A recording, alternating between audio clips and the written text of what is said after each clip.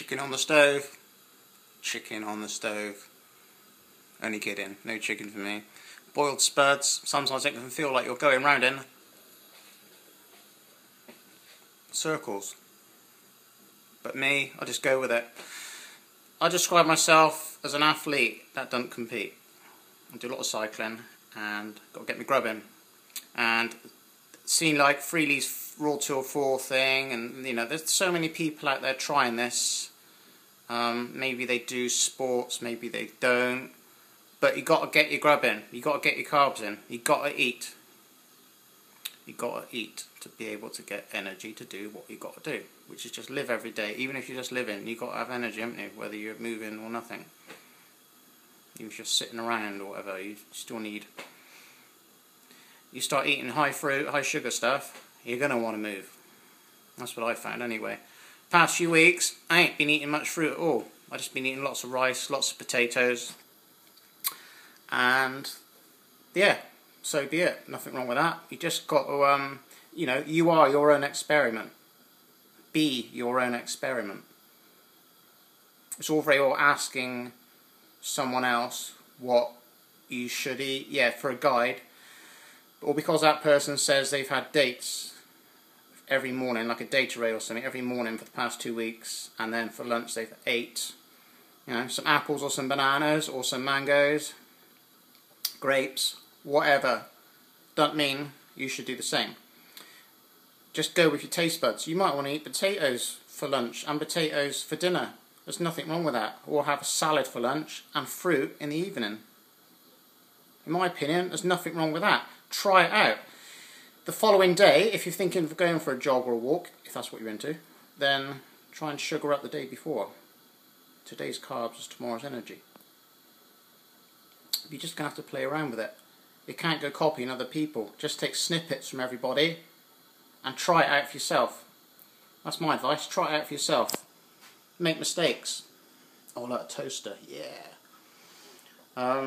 Make mistakes. That's the best way to do it.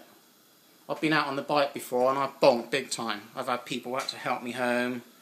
But it's a good learning curve, a really good learning curve. I've been like 70 plus miles from home on my own, and I've had to nip into garages for a sugar fix of some kind, just from being undercarbed, or maybe a little bit of lack of sleep as well in there, a little bit of stress or something. It's so many issues, so many things. Sometimes it's hard to pinpoint these setbacks really, but you learn, you live and learn. Write a food diary, start a food diary, especially if you are, I say, training or cycling, walking, running a lot. Write down how far you've walked, how far you've run, how many hours sleep you've had the previous night. You don't have to get into too technical stuff, although sometimes stuff does come along, you get more into things. And then if you've had a good week and then a bad week, look back to the good week where you perhaps had good sleep patterns and you might have been eating certain sugars at certain times of the day, in certain amounts, and just, you know, can all affect your performance. It's all interesting, man. It's all interesting. Nothing else to say. Raw 204 today, I reckon. I've had pasteurised mango juice this morning.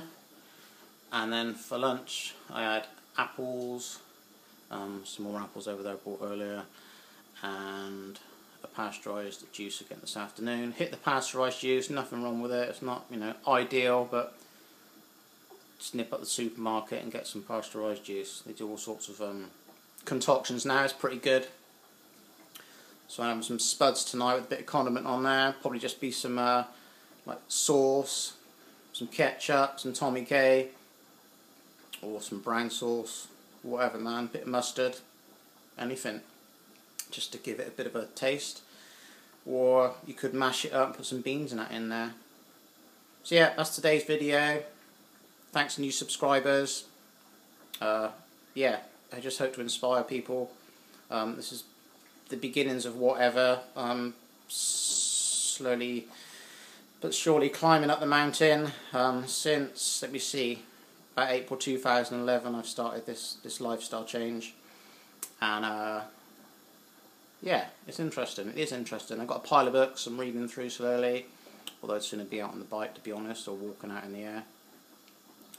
So, plenty of other little recipes on my channel, which have kind of come out of my head, really, just out of nothing. And some of them are pretty tasty. It's interesting, they don't always come out the same. You might have different quantities of certain ingredients. They can taste different every time.